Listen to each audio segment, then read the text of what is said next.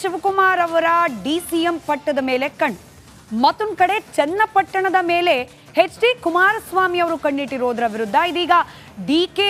ಶಿವಕುಮಾರ್ ಅವರು ಮತ್ತೊಮ್ಮೆ ಪ್ರತಿಕ್ರಿಯೆಯನ್ನ ನೀಡಿದ್ದಾರೆ. ಚನ್ನಪಟ್ಟಣಕ್ಕೆ ಯಾರು ಸೀನಿಯರ್ ಅನ್ನೋ ವಿಚಾರಕ್ಕೆ ಸಂಬಂಧಪಟ್ಟಂತೆ ಇಬ್ಬರು ನಾಯಕರ ನಡುವೆ ಮಾತಿನ ಚಕಮಕಿ ಮುಂದುವರೆದಿದೆ.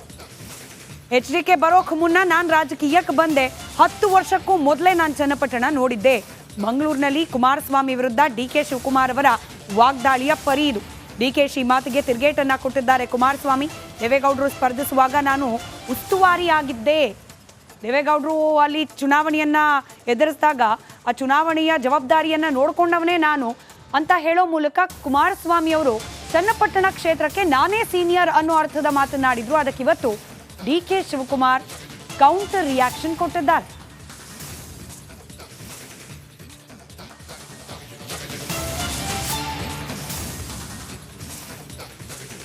ಚನ್ನಪಟ್ಟಣಕ್ಕೇನು ಮಾಡಿಲ್ಲ ಅಂತ ಅವ್ರಿಗೇನು ಗೊತ್ತು.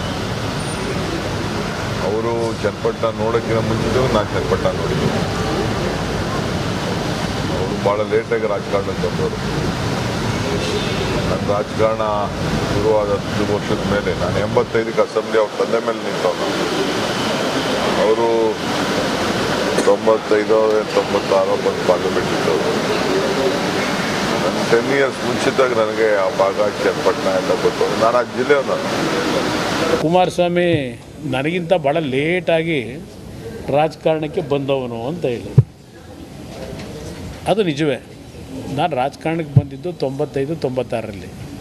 ಆದರೆ ಒಂದು ಅವ್ರಿಗೆ ನೆನಪಿಸ್ಕೊಡ್ತೇನೆ. ಅವ್ರು ಹೇಳಿದ್ದಾರಲ್ಲ, ನಾನು ಅವ್ರ ತಂದೆ ವಿರುದ್ಧವೇ 1985ರಲ್ಲಿ ಚುನಾವಣೆಗೆ ನಿಂತವನು. ನಾನು ಕುಮಾರಸ್ವಾಮಿಗಿಂತ ಸೀನಿಯರ್ ಇದ್ದೇನೆ. ಕುಮಾರಸ್ವಾಮಿ ನಾನು ಬಂದು 10 ವರ್ಷ ಆದಮೇಲೆ ಬಂದಿದ್ದಾನೆ ಅಂತ ಏನು ಹೇಳಿದ್ದಾರೆ. ಇವತ್ತು ಅವ್ರಿಗೆ ಒಂದು ನೆನಪಿಸ್ಕೊಡ್ತಾನೆ, ಅದು ಕುಮಾರಸ್ವಾಮಿ ಚನ್ನಪಟ್ಟಣ ಈಗ ನೋಡೋರೆ, ನಾನು ಮೊದಲಿಂದಲೂ ನೋಡ್ಕೊಂಬಂದೆ ಅಂತ ಹೇಳಿದ್ದಾರೆ. ಚನ್ನಪಟ್ಟಣಕ್ಕೂ ನನಗೂ